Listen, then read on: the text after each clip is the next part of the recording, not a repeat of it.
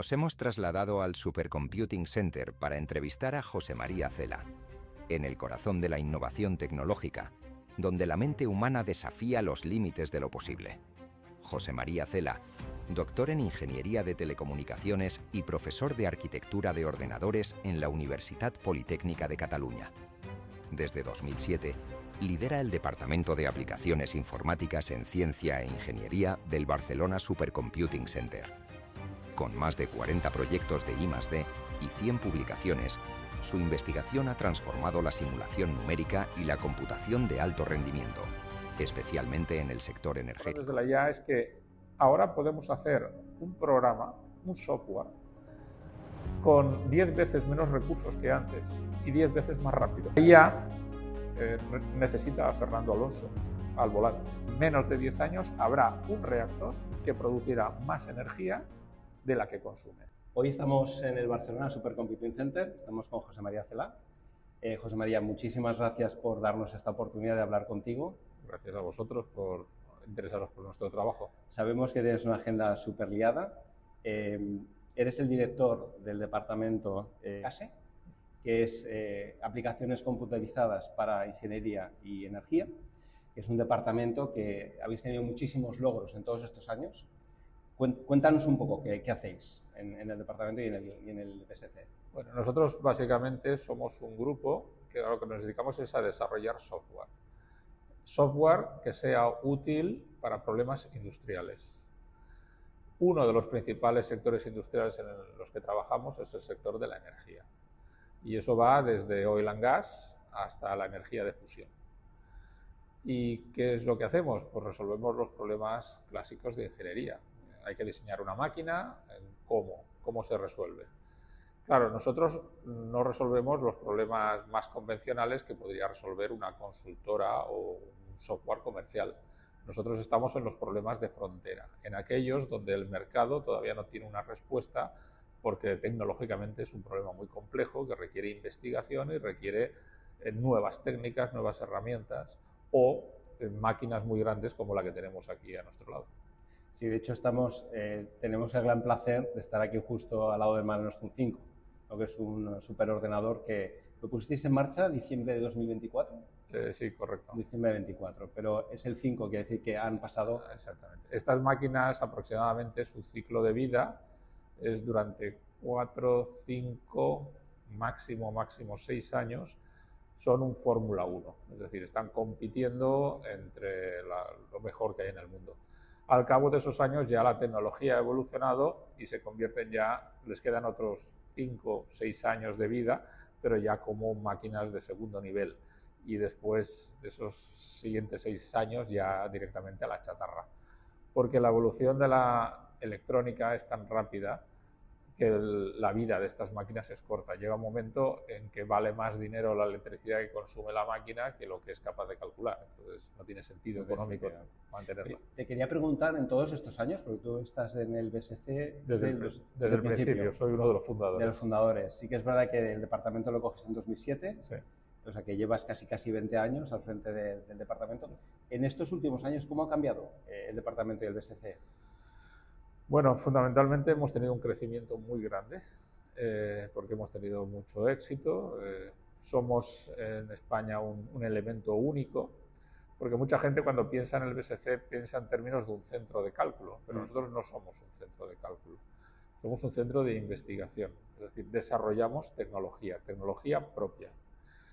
Y con eso damos servicio pues, al mundo empresarial. Eso ha hecho que tengamos mucho éxito. Nosotros no vivimos del presupuesto público. Los salarios de la gente que trabaja aquí se pagan con proyectos competitivos que conseguimos. Y, por supuesto, nuestro mercado no es solo España. Nuestro mercado es el mundo y, por lo tanto, trabajamos con empresas de cualquier sitio del mundo. El centro ha crecido, al crecer pues hemos ido tocando cada vez más temas y yo diría que ahora, sin duda alguna, somos uno de los centros de supercomputación más punteros del planeta, junto con 2 o 3 más. Ya que hablas de la globalidad, y vosotros tenéis entre vuestros accionistas, tenéis a la Generalitat de Cataluña, tenéis al Gobierno español, ¿no? El Ministerio de Innovación y Ciencia, pero también tenéis fondos europeos, ¿verdad? Tenéis... Sí, a ver, una cosa son los dueños del centro. Los dueños del centro son el Gobierno de España, 60%, Generalitat de Cataluña, 30%, y la Universidad Politécnica de Cataluña, 10%. Esos son los propietarios del centro. Formalmente, nuestra figura jurídica es la de un consorcio público. Otra cosa es de dónde conseguimos los fondos para vivir. Los fondos de infraestructura, por ejemplo, la compra de la máquina, eso se lo paga actualmente el gobierno entre los socios, Gobierno de España y Generalitat UPC, más la Comunidad Europea. Mare Nostrum 5, aproximadamente el 50% lo ha pagado la Comunidad Europea a través de una entidad que se llama EuroHPC Joint Undertaking. Y el otro 50% los socios del centro. Cosa diferente es de dónde obtenemos los fondos para nuestro funcionamiento diario. Los fondos para nuestro funcionamiento diario los obtenemos básicamente a través de proyectos competitivos, o bien contratos directos con empresas, o bien participando en calls de proyectos, típicamente proyectos europeos, pues Horizonte 2020 o cualquier convocatoria que haya. De hecho, hablamos, por ejemplo, en Mare Nostrum 5 hablamos de unos 200 millones, ¿no?, de inversión. La inversión global, no la máquina, es todo el site, eso incluye pues, todo lo que hay a nuestro alrededor para que la máquina funcione, si es del orden de unos 200 millones aproximadamente. Y aquí hablas un poco de la globalidad y que os toca competir en el mundo. ¿Cómo ves España, Europa contra otros gigantes como puede ser Estados Unidos o incluso China? ¿Cómo los ves? Mal. Mal. Ahora mismo está habiendo una revolución tecnológica. Está habiendo una revolución tecnológica porque la IA ha cambiado la forma de hacer ciencia, de hacer tecnología, de hacer la propia electrónica. Y quien está al frente de esto clarísimamente es Estados Unidos y China. Son los que su mercado interior ha sido capaz de movilizar las inversiones suficientemente grandes para desarrollar esta nueva tecnología. Europa no lo ha hecho. Europa vamos detrás. Y si no nos ponemos más o menos cerca del pelotón de cabeza, nos quedaremos totalmente descolgados. Para que la gente lo entienda, de la IA solo vemos, en el fondo, tonterías. El que alguien es capaz de hacer un dibujo animado que no parece un dibujo animado, que parece una fotografía. Que sí, ya sé que eso tiene sus implicaciones. Pero las cosas importantes de la IA no son esas. Las cosas importantes de la IA es que ahora podemos hacer un programa, un software, con 10 veces menos recursos que antes y 10 veces más rápido. Y eso tiene una implicación económica. Quiere decir que todos los puestos laborales que hay en torno a desarrollar software, en un banco, en una aseguradora, en cualquier clase de empresa, pues rápidamente la cantidad de gente que se necesita para hacer eso se va a reducir. Y esto también tiene implicaciones en la formación. ¿Qué debo estudiar yo para poder aplicar esta tecnología? No es tan sencillo, porque todos conducimos un coche, pero no conducimos el coche como lo conduce Fernando Alonso. La IA necesita a Fernando Alonso al volante para sacarle auténtico provecho. Una persona normal no es capaz de sacarle, o sea, normal quiero decir, que no tiene un entrenamiento especial, no es capaz de sacar esa habilidad. Esto ahora está cambiando, pero lo problemático es que este es un cambio a una velocidad endiablada. Hace un año, el estado de la IA para desarrollar software, bueno, hacía cosas, pero todavía tenía carencias. Pero hace unos meses esto cambió por un nuevo release de Claude, que es la IA de Anthropic. Actualmente es increíble lo que es capaz de hacer. Pero increíble, me acuerdo de una película de Star Trek, donde los personajes de Star Trek viajan al pasado. Y el ingeniero de Star Trek entra en una tienda de computadores, representan los años 90 en Estados Unidos, y quiere interactuar con una computadora y se pone a hablar con ella. La computadora, no, claro, no hace nada. Y entonces el hombre dice, interface escrito, qué primitivo. Pues parece mentira, pero estamos en lo de Star Trek. Para interaccionar con la computadora, lo del interface escrito empieza a ser primitivo. Y este cambio se ha producido, este último salto, hace unos meses. Dentro de un año, todavía será más acelerado. ¿Cuánto tiempo va a tardar la sociedad en asimilar este cambio, que haya gente que sepa usarlo, las empresas en integrarlo en su ciclo productivo? Es una revolución muy, muy fuerte. Aparte tú lo ves desde las dos vertientes, porque también eres profesor de la universidad, Sí, con lo cual estás viendo a la gente joven que las estáis preparando. Y yo recuerdo hace un tiempo que hablábamos con gente de UPC y nos decían, nuestro problema es que los temarios, a la velocidad con que cambia lo que debemos enseñar a los alumnos, es muy difícil hacer un temario y pensar que lo vamos a tener varios años, ¿no? O sea, es muy difícil formar a la gente joven ahora mismo. Es difícil, y además el problema es que para comprender de verdad cómo funciona la IA por dentro, son matemáticas. Es matemática estadística, pero es un nivel de matemáticas muy alto, muy potente. Y son unas matemáticas que, bueno, no es que no hubiera nadie que no las supiera, claro, había especialistas, pero hay pocos especialistas de eso. Bueno, pues ahora eso se ha convertido en una cosa central para todos los ingenieros. No todos los ingenieros estudiaban eso. Ahora hay que estudiarlo, porque si no estudias eso, de la IA te vas a quedar con las tonterías externas, pero no vas a entender cómo funciona la máquina por dentro, que es lo importante. Porque al final, si yo estoy usando la IA para aproximar cómo se comporta un fluido, lo importante es que yo sepa si comete un error, que lo ha cometido, y cuál es el error, y que lo pueda medir, y que pueda entender por qué ese error se ha producido, cuál es el mecanismo en el cálculo que hay interno para llegar a ese error. Todo eso implica entender la caja por dentro, implica entender todos los modelos matemáticos que hay en el interior. Esto actualmente no se estudia bien, no hay un programa centrado en estudiar en estas cosas. Cuando hablas de programación, a mí me preocupa bastante esto. Nosotros hicimos hace poco un CRM en un fin de semana y hace 2 semanas nos llamaron de Amazon, tenemos todo en Amazon Web Service, que habían utilizado las librerías de la generación de base 44 para hacer ataques en Australia. Entonces, yo pienso que el man in the loop, o sea, vale que se pueden hacer muchas cosas con la IA, ¿no? Pero a mí me preocupa también que la gente usa la IA y se despreocupa.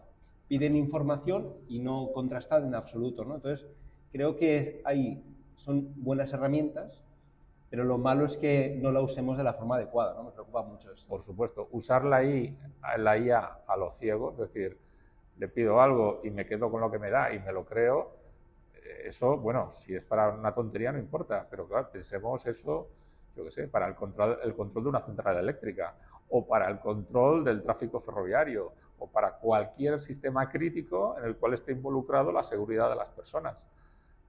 No, eso no puede ser.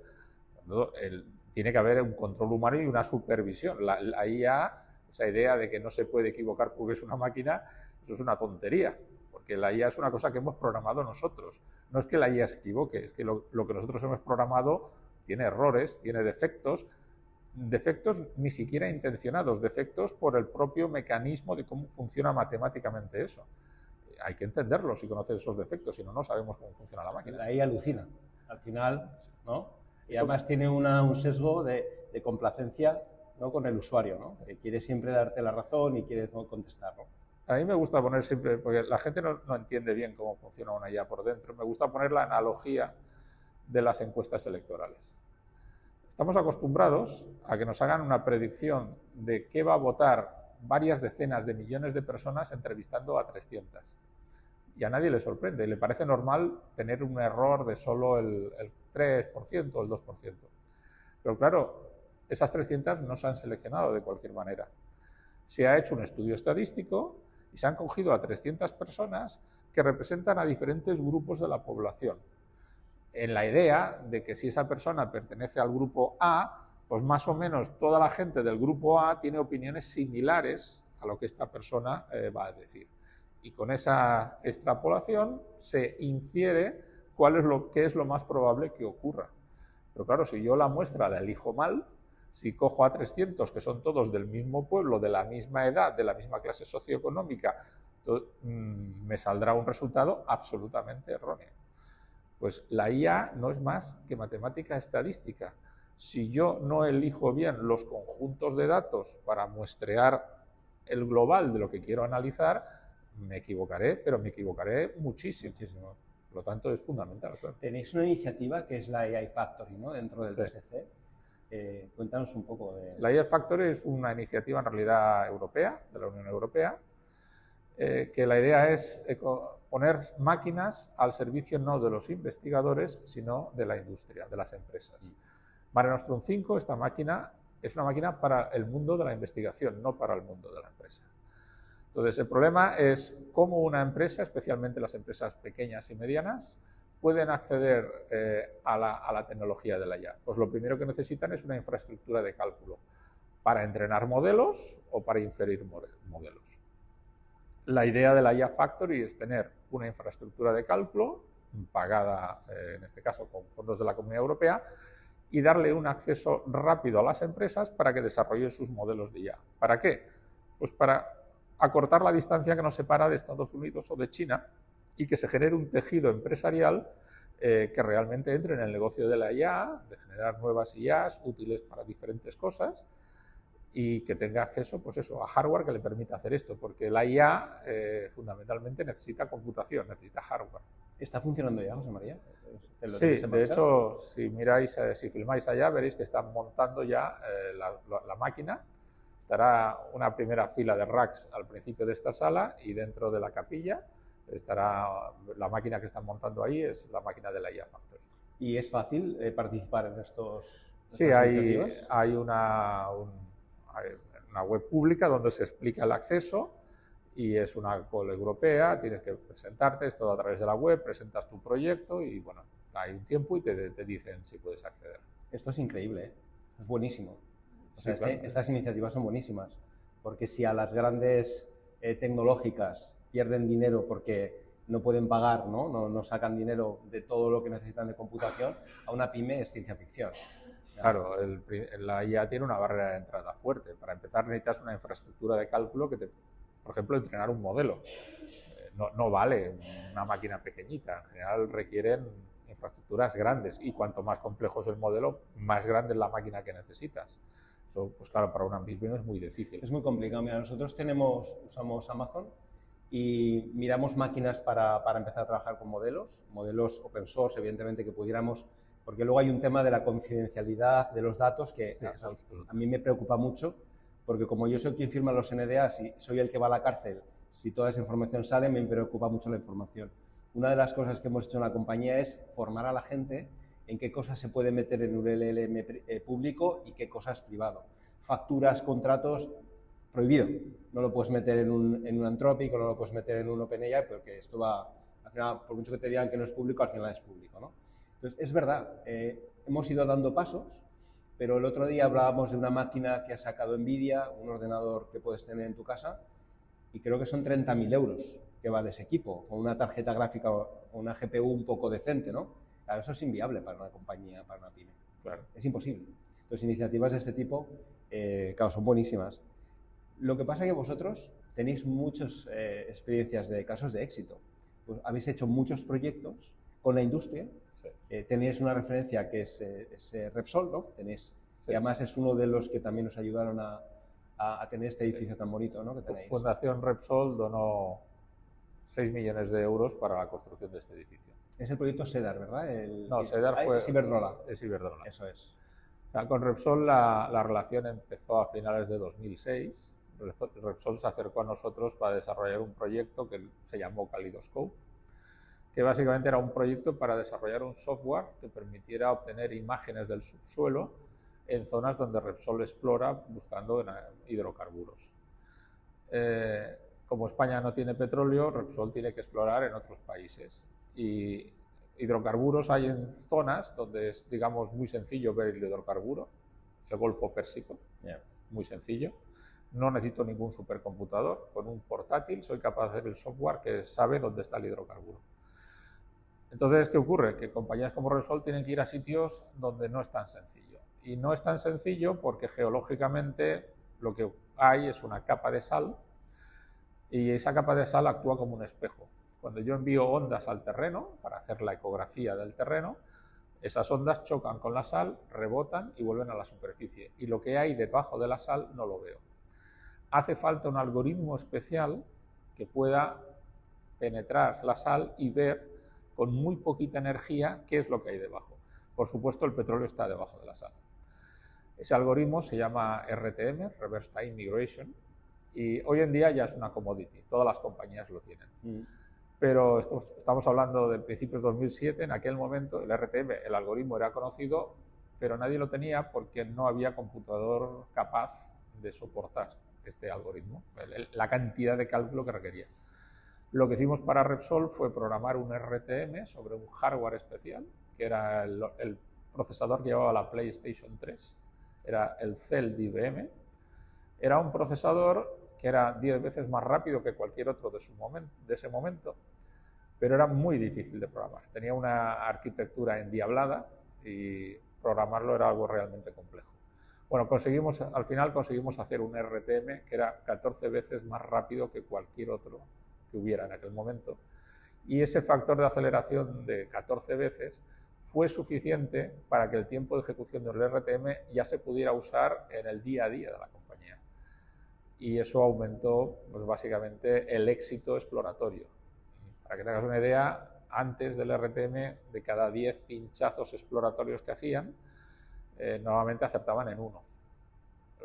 Cuando tú buscas petróleo, lo primero es, dices, aquí seguramente habrá, entonces tienes que enviar un barco que hace una perforación, no para sacar el petróleo, solo para ver si de verdad hay. Ese proceso cuesta unos 150 millones de dólares. Pues de cada 10 acertaban 1. Desde que tuvieron el RTM, hicieron 10 pinchazos en Brasil y, si no recuerdo mal, acertaron, no sé si 6 o 7. O sea, aumentó la probabilidad de éxito muchísimo. Y se me ha olvidado decir que todo el petróleo que hay en el Golfo de México, en la costa americana y en la costa africana, es todo subsalino. Es decir, o tienes esta tecnología o simplemente estás muerto, ¿vale?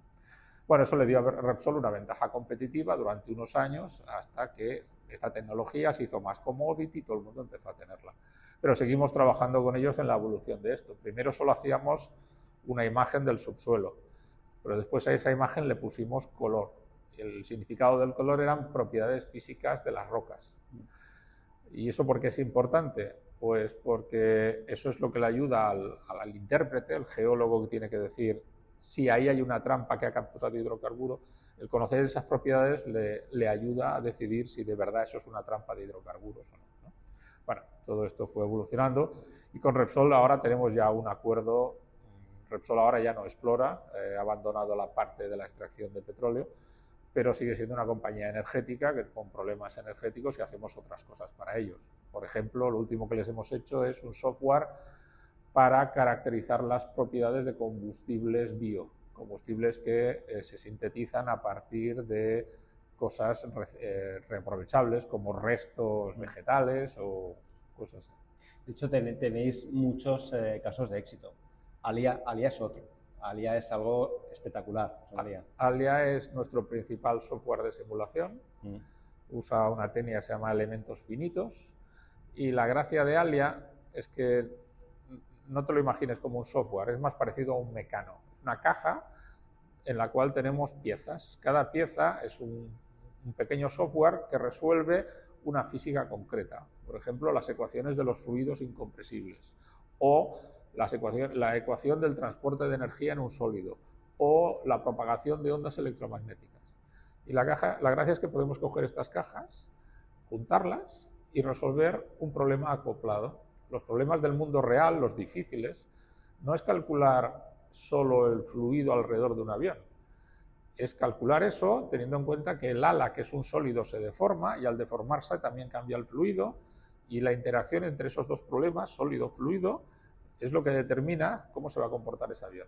Entonces, tener la capacidad de acoplar físicas te permite resolver estos problemas complejos. Antes me decías que nos han cogido la delantera, ¿no? Pero tenéis proyectos como el DARE, que es de diseño de chips, que quizás el problema que tenemos es que solo Estados Unidos en este momento está diseñando, no sé, los chips, las tarjetas gráficas. Asia prácticamente, bueno, está cogiendo, Nvidia no puede vender en China. Nosotros a nivel europeo, ¿tenemos salvación o no de esto? Sí, esto hace ya años que ya se tomó conciencia de la dependencia que tenemos de la microelectrónica. Y hace años iniciamos, especialmente BSC es un líder en esto en Europa, el hacer desarrollo microelectrónico aquí en Europa, tener chips propios. Esto es un proceso lento. ¿Por qué? Pues porque, ¿cómo ha sido la evolución de una compañía norteamericana? Fabricaban PCs, otro fabricó la tarjeta gráfica para acelerar el rendering de los videojuegos en los PCs, eso le generó suficientes ingresos para dar otro paso, etc. Nosotros, como hemos empezado más tarde, pues hay un camino que tenemos que andar en el cual no hay beneficio, claro. Pero también es cierto que sabemos, es decir, gente con conocimiento tecnológico para hacerlo existe. Lo que habrá que darle es en algún momento una forma de organización empresarial rentable que genere pues el equivalente a lo que genera una compañía norteamericana. Pero, por ejemplo, DAR es un ejemplo de desarrollar procesadores europeos. Nuestro sueño es que en el siguiente Mare Nostrum, en el 6, haya en la placa principal de cada nodo, haya chips diseñados por nosotros. ¿Estamos a tiempo? Sí, estamos más... Es complicado, no es que sea, no es fácil, no hay un 100% de garantía de éxito, pero yo creo que hay una probabilidad bastante razonable de éxito y de conseguir, efectivamente, diseñar los chips. Lo que pasa es que lo de los chips no es solo diseñarlos, es que una cosa es diseñar el circuito, pero luego tiene que haber alguien que lo cuece, tiene que haber el horno que hace el pan. Pues tiene que haber la factoría que de verdad fabrica el chip. Hay que instalar foundries en Europa que hagan eso, que ahora no las hay. Los chips básicamente se fabrican en Taiwán y en Estados Unidos.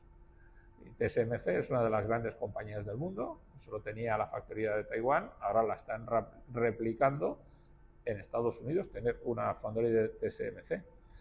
A nadie se le escapa el conflicto China-Taiwán y que un día haya un conflicto armado y qué significaría eso a escala mundial. Pero, por ejemplo, la compañía que fabrica las máquinas que hacen la litografía que permite hacer los circuitos en los semiconductores es una compañía de Países Bajos. Pensaba que era alemana, es holandesa. Entonces, en Europa hay conocimiento para hacer esto. Lo que no está estructurado en forma de compañías grandes que se haga. Pero yo me gusta poner el ejemplo. Hoy en día, si te vas al mercado de la aeronáutica, el 50% de los aviones civiles del mundo los fabrica Airbus. ¿Y por qué se creó Airbus? Pues porque las compañías norteamericanas tenían el monopolio mundial. Europa decidió unirse, básicamente aquí se juntaron Francia y Alemania, los que pusieron la mayor parte del capital, y se creó un gigante mundial de la aeronáutica que compite a nivel planetario con Boeing, con cualquiera. Pues en la microelectrónica similar. Habrá que hacer algo igual. Me alegra mucho que lo digas, ¿eh? De hecho, solo por esto merece la pena hablar contigo porque la fabricación de chips es lo que ahora mismo China está también intentando, ¿no? con la tecnología para llegar al grosor, ¿no? de los chips. A mí me decían la gente de aquí que trabaja en el diseño de chips que han fabricado uno ya en 1,6 nanómetros. O sea, cada transistor ocupa solo 1,6 nanómetros. Eso la gente no entendida no le dice nada, pero os aseguro que es estar ya en realmente el borde tecnológico. Sí. No nos podemos hacer idea ni siquiera cuando hablamos de petaflops, teraflops y todas estas cosas que vosotros manejáis, no nos damos idea. Te quería preguntar sobre la parte cuántica, sobre el ordenador cuántico. Estuvimos haciendo una visita hace unas semanas y vimos que tenéis un ordenador cuántico. Tenemos tres. ¿Tres? Tres. Perfecto. Si los veréis ahí en la capilla, uno de color rojo, otro de color azul. Siempre hacen la broma que es porque es del Barça. Y después un tercero de color verde que está detrás. Los dos primeros, los que están delante, son lo que llamamos un computador cuántico digital. Es decir, es una máquina a la que yo le puedo enviar puertas lógicas, instrucciones, vamos a decir, suma A con B y multiplícalo por C, ¿de acuerdo? Le envío la instrucción, le envío los datos y hace esa operación. Es programable y es programable de forma genérica en términos de operaciones. El tercero es lo que llamamos un annealer. Un annealer no es un computador genérico, es decir, no se le puede programar cualquier cosa. Es un computador que solo ejecuta un algoritmo, siempre el mismo. Es un algoritmo que lo que hace es coge un sistema físico, lo excita, lo pone en un estado de energía muy alto y lo enfría, le va bajando su nivel de energía hasta que llega a un mínimo. ¿Y eso para qué sirve? Porque hay muchos problemas matemáticos que se trata de optimizar una función. Por ejemplo, el problema del viajante. El señor de Amazon que tiene que repartir paquetes tiene un ejército de furgonetas, un ejército de paquetes y destinos. ¿Cuál es la mejor distribución de paquetes en furgonetas y cuál es el camino óptimo para cada furgoneta para que el gasto sea mínimo, para gastar la mínima gasolina, el mínimo tiempo cumpliendo todos los envíos? Es un problema de optimización. Eso se llama optimización combinatoria. Un annealer resuelve este problema. Solo resuelve un problema, pero es un problema muy importante, porque todos los problemas logísticos son problemas de optimización combinatoria. Lo que pasa es que no hace falta un ordenador cuántico para esto, ¿no? No, claro. Yo te quería preguntar, porque claro, cuando oímos hablar de ordenadores cuánticos y lo ves, es más parecido a lo que, pues, a unas tuberías de agua o a un enfriador, sí, que a lo que nosotros entendemos como un ordenador. El computador cuántico, llamarle computador hoy en día es un exceso verbal, sí, ¿no? ¿Vale? Para que nos hagamos una idea, los computadores actuales cuánticos son lo que el avión de los hermanos Wright a los aviones. ¿Qué era el avión de los hermanos Wright? Un planeador que se levantaba como mucho 10 metros del suelo y que conseguía volar 60 o 70 metros, que no tenía motores y que controlarlo costaba lo suyo. Pues los computadores cuánticos actuales son ese avión exactamente. No tienen motor, no resuelven ningún problema práctico. No los tenemos porque con eso resolvamos problemas prácticos. Los tenemos porque cuando empieza una tecnología o estás ahí y estás jugando con el avión de los hermanos Wright o no te enteras de cómo evoluciona esa tecnología. Los computadores cuánticos tienen dos problemas fundamentales hoy en día. Problema número uno es la corrección de errores. En un computador cuántico se producen errores, igual que en los computadores convencionales, pero no los sabemos corregir. ¿Y eso qué significa? Que se ejecuta un programa y ¿cómo sé yo que el programa ha ido bien? Pues no lo sé. Lo tengo que ejecutar 100 veces y si de esas 100, 70 da una respuesta, me creo que esa es la respuesta buena. Claro, cuando el programa es ridículo, es suma A con B y multiplícalo por C, lo puedo hacer. Pero si el programa simula el fluido en torno a un 380, eso es imposible. Por lo tanto, en un computador o tengo corrección de errores o solo puedo resolver problemas triviales. No hay corrección de errores. Hay un anuncio de IBM que dice que en el año 2028 tendrán un mecanismo de corrección de errores. Suponiendo que eso sea verdad, está por ver, pero supongamos que es verdad. Ahí empezarán los computadores cuánticos, le habremos puesto ya al avión de los hermanos Wright, le habremos puesto un motor. Como mínimo ya podrá levantar vuelo y no solo volar 10 metros en una colina, en una playa. Pero no basta con eso. Un computador cuántico se basa en interacciones cuánticas. Las interacciones cuánticas son las que se producen en los átomos a escala del átomo. Son cosas que les interfiere todo. Les interfiere la radiación que está pasando ahora mismo por aquí, que viene del espacio. Les interfiere la luz de ese fluorescente. Les interfiere la masa del átomo que está al lado. Un sistema cuántico hay que aislarlo lo más posible. ¿Cómo lo hacemos aquí? Pues poniéndolos prácticamente en el cero absoluto. El chip que está haciendo los cálculos está a 15 milikelvin de temperatura. El espacio exterior está a 3 grados Kelvin. El chip ese está 1000 veces más frío que el espacio exterior. Claro, eso requiere solo una tecnología de criogenia para conseguir esa temperatura brutal y reduce mucho las horas útiles que ese chip puede estar funcionando, porque tardamos 24 horas en conseguir ponerlo en ese punto. Esto, mientras sea un laboratorio y un experimento laboratorio, bueno, pero imagínate en una compañía normal que les dices, tenéis que tener un equipo de criogenia para llegar al 0 Kelvin y de cada 48 horas tendréis una ventana de 2 para hacer algo, porque el resto del tiempo será enfriar, corregir. Bueno, es demasiado complejo. Es decir, hace falta encontrar cuál es la base hardware que va a soportar el concepto lógico de qubit. Y eso no está claro. Y para la gente normal de la calle, cuando hay alguna fecha en la que se piensa que podemos tener aplicaciones o que podemos tener algo controlable, verificable? Esto cambia cada día. Sí, ¿no? Si viene lo de la corrección de errores, Sí. la promesa básica que hay es que habrá una máquina de aproximadamente 250 qubits con corrección de errores. Con eso ya se resuelven problemas importantísimos. El más importante, la criptografía. Con una máquina así se pueden romper las claves criptográficas que tenemos hoy en día. Pero están diciendo que se pueden generar claves criptográficas con cuántica, ¿no? Claro, pero hay que renovar, o sea, la Caixa tendrá que coger y cambiar sus sistemas criptográficos. Eso asusta bastante, ¿eh?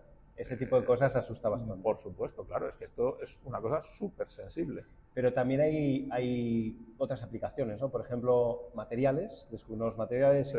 química cuántica, para el mundo de la energía, los paneles solares, baterías. Correcto. Este Una de las cosas, principales aplicaciones de un computador cuántico es que, como la física, el comportamiento de la materia se basa en la mecánica cuántica, puede reproducir qué le está pasando a la materia y podemos simular de forma más efectiva ensayos sobre nuevos materiales, problemas relacionados con la materia. Y se puede hacer más rápido y más certero, ¿no? Entiendo. Las dos cosas. Muchísimo más rápido y más certero. La simulación, ¿cómo hoy en día, cómo simulamos nosotros cómo se comporta una molécula? Resolviendo la ecuación de Rödinger, pero resolviéndola con un método numérico, necesitamos una máquina de este tamaño y no la podemos resolver en cualquier situación. Normalmente lo resolvemos en lo que llamamos el estado de energía mínima. La materia, la molécula esa está en el vacío, sin otras fuerzas que la atraigan, con un estado energético mínimo. Pero claro, a lo mejor la molécula no nos interesa así, nos interesa cuando está rodeada de agua, con iones de no sé qué y con no sé qué nivel de energía. Y eso ya no lo podemos hacer porque ese cálculo es demasiado pesado, demasiado complejo para la máquina. En un computador cuántico será trivial hacer este tipo de cosas. Es tan alucinante, es tan difícil vosotros que lo tenéis aquí y ya lleváis muchísimos años, pero para el público en general es muy complicado, es difícil hasta imaginar. Es complicado. Uno de los problemas de la aceleración tecnológica es que la distancia que hay entre dónde está la tecnología y la comprensión que puede tener el público en general cada vez es más grande. Porque cada vez lo que hay que estudiar para entender qué es la IA de verdad o entender cómo se diseña un material es más y más y más. O sea, una persona del siglo XVIII, para comprender cómo funcionaba una máquina con poleas, tenía que estudiar, pero es algo que se aprende rápido. Entender la ecuación de Rödinger no se aprende tan rápido, y menos cómo se resuelve. Efectivamente, cada vez la distancia entre lo que hace la tecnología y lo que la persona media aprende cada vez hacen falta especialistas y están más separados de la población en general. Eso es verdad. Te quería introducir un tema, lo que es la energía, ¿no? O sea, estamos hablando de supermáquinas, supercentros de datos, pero en energía, electricidad, aquí tenemos un problema. Entonces, este es el problema. Tengo algunos números que quería compartir contigo. Por ejemplo, consumo de centros de datos a nivel global en 2024, 415 teras. Recordar que el consumo de España como país el año pasado fue de 250 teras. Con lo cual, ya en 2024 los centros de datos era 1.6 lo que consumimos aquí en España. Pero vamos subiendo a un ritmo entre 12 y 15% cada año, y la previsión de la Agencia Internacional de la Energía es que nos podemos ir a 2035 hasta los 1.700 teras. Si nos fuéramos a 1.700 teras, sería como el 60% de toda la Unión Europea, los 27 países de la Unión Europea. O sea, una barbaridad. Entrenamiento de modelos. Te tengo que decir una cosa, que la expectativa esa de crecimiento está mal. Está mal. Porque tú has pensado un 15% lineal. Y no va a ser así, ¿no? No va a ser así. Va a ser exponencial. Es que cuando vemos, por ejemplo, entrenamiento de modelos, el GPT-3, 1287 megas, cada es 1.2 teras, pero claro, el GPT-5, 16,4 teras. O sea, es increíble. O sea, imagínate, ¿cómo lo hacemos? No, es que no hay, o sea, solo hay una solución, y es que desarrollemos las centrales de fusión. La gente siempre dice, todos entendemos que no podemos seguir quemando hidrocarburos. Eso modifica la relación de gases en la atmósfera y tiene consecuencias graves. Entonces, eso está claro. No podemos seguir quemando hidrocarburos. Energías renovables están bien, hay que usar todo lo que se pueda, pero no es suficiente para nuestras necesidades. Entonces, ¿cómo generamos energía eléctrica? Pues o con centrales nucleares, las que conocemos ahora de fisión, que tienen un problema. Los residuos nucleares que dejan, ¿qué hacemos con ellos? La solución de verdad es la fusión. La fusión es reproducir en una habitación lo que pasa en una estrella. Es coger dos isótopos de hidrógeno, el deuterio y el tritio, romper el átomo, que se separe el núcleo de los electrones, acercar lo suficientemente los núcleos que se recombinan y forman helio. Y en ese proceso liberan una cantidad brutal de energía, que es lo que ocurre en una estrella. Eso se llama fusión nuclear. Problema, que para hacer esto tenemos un plasma, que es el estado de la materia cuando el núcleo y los electrones están disociados, que está a varios millones de grados centígrados. Por lo tanto, eso no puede tocar nada. En cuanto toque una pared de cualquier material, la funde. La única manera de tener el plasma es confinado en una burbuja con campo magnético, porque estas partículas tienen carga eléctrica y el campo magnético las atrapa. Pero hay que generar ese campo magnético. ¿Con qué? Con unas bobinas enormes inyectándoles electricidad. Todavía no hemos conseguido hacer un reactor que produzca más electricidad de la que consume, por diferentes problemas de ingeniería. Pero esto va a pasar. ¿Cuándo? En la siguiente década se va a construir uno. Ahora mismo hay una carrera entre Estados Unidos y China a ver quién hace el primer reactor de verdad de fusión. Claro. Hace, no sé, 2 o 3 semanas salió una noticia. Una de las partes críticas para hacer un reactor es la densidad que consigues en el plasma. Los chinos habían conseguido hacer una densidad 3,5 veces mayor a la supuestamente máxima que se podía hacer. Ya han superado esa barrera. Ahora mismo yo estoy convencido que en menos de 10 años, habrá un reactor que producirá más energía de la que consume. Y a partir de ahí eso se empezará a industrializar y en la siguiente década ya habrá reactores. Eso es la solución. ¿Por qué? Primero, porque el combustible es infinito. Es hidrógeno y además con una cantidad mínima producimos una masa energética brutal. Y el hidrógeno también la podemos hacer con agua, ¿no? O sea, la fuente principal de hidrógeno es hacer la electrólisis del agua y sacarlo de ahí. Eso es. Entonces, es una fuente enorme, con muy poca cantidad se consigue mucha energía. Una vez tienes una central encendida, es una energía estable, continua, no tiene fluctuaciones.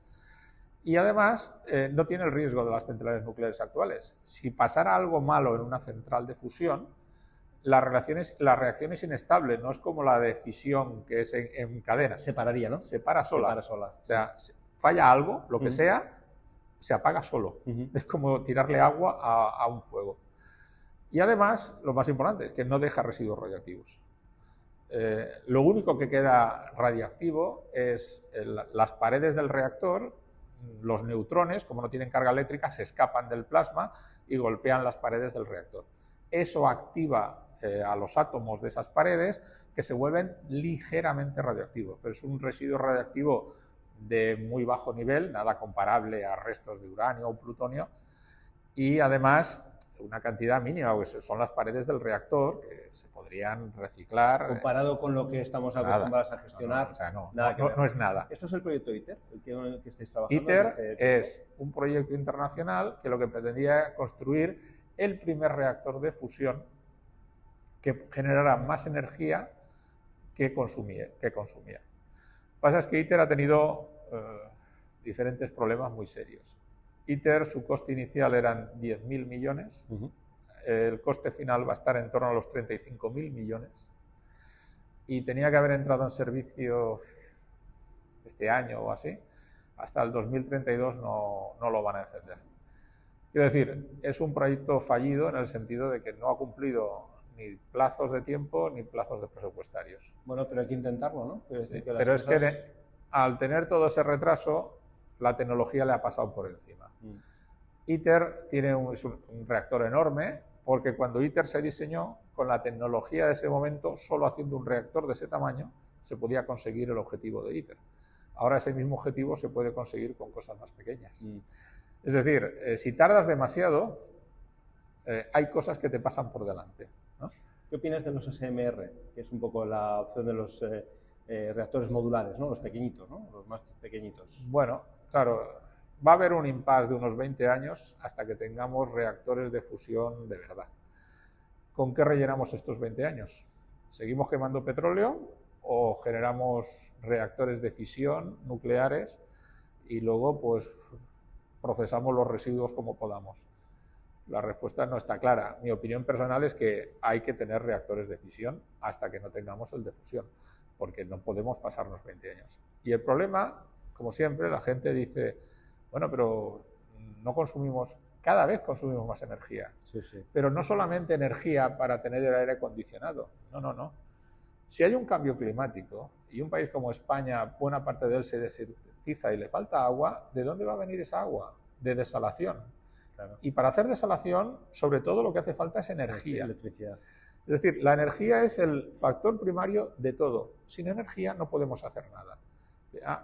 No tener energía, en el fondo, lo que significa es volver un paso atrás, a vivir como se vivía hace 100 años. Pero el problema es que eso es imposible. O sea, hoy en día, imaginemos que desaparecieran los coches y tuviéramos que movernos con caballos. Las ciudades, en la Edad Media, eran del tamaño que eran, porque si tengo una ciudad con 2 millones de habitantes, el residuo que deja el caballo es intratable. No puedo tratar todo eso. Entonces, no puede haber ciudades con 2, 3, 4, 10 millones de habitantes y que la gente se mueva con caballos. Se tiene que mover con coches. No se puede mover de otra manera. Dice, pero los coches, vale, no van a emitir... vamos a quitar el motor de combustión. Van a ser eléctricos. Estupendo. ¿Y la electricidad dónde la vamos a sacar? ¿Los cargadores? Que es otro problema que tenemos. Efectivamente. Es decir, el consumo de electricidad no va a parar de subir. No va a parar de subir. Nosotros estamos ahora sufriendo una situación que es muy curiosa. Trabajamos con data centers para tener estos contratos a largo plazo, ¿no? Llamamos PPAs. España tiene, a nivel de mercado mayorista, una de las electricidades más baratas de Europa, pero tenemos un problema de red, que eso es algo que con la gente de comercialización, red eléctrica, hablamos, ¿no? Ahora mismo hay palos, hay leches por conseguir los accesos. Estamos hablando con un data center que son 130 megas, que lo tienen prácticamente todo vendido, porque el precio a los hiperescalares de ese data center es buenísimo en España, pero tienen problemas de conexión. Y esto no va a parar. O sea, por eso te preguntaba antes que, claro, lo de la fisión está bien, perdón, la fusión está bien, pero en el impasse. Pues en el impasse, en mi opinión, solo hay una posibilidad, que es la fisión. La fisión. Y poner todas las renovables que podamos, sí. Pero todos los ingenieros, los que hacemos los números, sabemos que con eso no llega. Oye, te quería preguntar, porque ya te estoy quedando mucho tiempo, antes hemos hablado un poco de las habilidades de la gente. A mí me preocupa como padre y como persona que tenemos la obligación de dejar un poco mejor el país y el planeta de lo que hemos encontrado. Yo estoy muy preocupado, primero, por las habilidades que tiene que tener la gente, la que se está formando ahora, y esa capa que tú hablabas antes de ese asistente de investigación, ¿no? Porque si ahora no hay juniors que podamos darles tiempo, no va a haber seniors y no va a haber gente experta, ¿no? Entonces, tú tienes la doble visión, que estás en la universidad, estás en centro de investigación. ¿Cómo tenemos que hacerlo? Pues la verdad es que no lo sé, porque es un problema muy complicado. O sea, básicamente lo que ocurre es, con la IA, la gente experta puede multiplicar su fuerza de trabajo y ya no necesita la asistencia de juniors porque la IA los suple. Pero claro, si no tenemos a los juniors formándose junto a los seniors, nunca tendremos una nueva generación de seniors. Entonces, ¿cómo haremos eso? Pues de alguna manera habrá que forzar a que lo necesite o no lo necesite, tengo que tener unos estudiantes de doctorado. No porque yo los necesite, sino los tengo porque la sociedad lo necesita. Eso he dicho, forzar, ¿cómo es? No lo sé. Eso habrá que pensarlo bien. También habrá que pensar qué va a estudiar la gente, porque si queremos que la gente domine la IA, habrá algunos que pueden usar la IA como un mero instrumento, igual que yo conduzco, la gente conduce un coche y no tiene por qué entender cómo funciona un motor. Pero eso es una parte, pero hay gente que tiene que entender cómo funciona el motor y cómo funciona toda la máquina que llamamos coche. Lo mismo le pasa a la IA, hay que entender toda la máquina. Entender toda la máquina significa básicamente matemáticas, matemáticas y matemáticas. En nuestra sociedad tiene que incrementarse el nivel de matemáticas desde la escuela primaria hasta la universidad. ¿Me permites decirte también la parte de humanidades? ¿Compartes conmigo que la gente tiene que estudiar más humanidades también? Estoy de acuerdo, no debería ser incompatible, pero fijando el objetivo solo, digamos, en la parte técnica, el instrumento que necesitas para entender la parte técnica son las matemáticas. Las humanidades las necesitas porque no somos robots, porque la gente al final tiene que tomar decisiones. Decisiones no basadas en la técnica, basadas en el humanismo, en el conocimiento de la sociedad, del comportamiento humano, de la filosofía, de la ética. Te lo decía también por el sesgo de los modelos. A mí me preocupa mucho que los modelos que se están generando ahora están hechos en una parte del mundo por 5 personas o 5 empresas que son los que hacen modelos que piensan de una forma determinada. Y al final la gente que genera modelos tiene que tener esa parte de humanidades para que el modelo sea correcto, ¿no? Por supuesto, claro, sí. Los modelos se generan en ciertos círculos reducidos y lo que hacen es reproducir los esquemas culturales e ideológicos de esos círculos. Pero vamos, eso me temo que ha sido siempre en la historia de la humanidad. Oye, ¿qué piensas de la renta universal? De eso que se está hablando, de que si tienes un robot tiene que pagar seguridad social y que debería haber renta universal. Que tendrá que haber alguna clase de impuestos sobre las máquinas, seguros. Que tiene que haber renta universal, yo no lo tengo tan claro. ¿Qué significa una renta universal? ¿Que me van a pagar por estar en mi casa, haciendo lo que a mí me dé la gana, sin ninguna responsabilidad de nada? Eso, para empezar, es peligroso, porque a lo mejor el ser humano no está genéticamente diseñado para vivir... Brazos caídos, ¿no? Exactamente, ¿no? Al final, ¿qué somos? Somos unos animales que evolucionaron, como todos los animales, para sobrevivir. Nuestros antepasados tenían que cazar, luego se inventaron la agricultura, a tener una actividad que con lo que está relacionado es con la supervivencia. Si esa presión desaparece, si aparentemente desaparece, si no hay que hacer nada para sobrevivir, nuestro cerebro, que no está genéticamente evolucionado para eso, ¿qué va a hacer? ¿En qué nos vamos a convertir? Igual se convierte en una sociedad de dementes o de gente con manías muy raras, ¿no?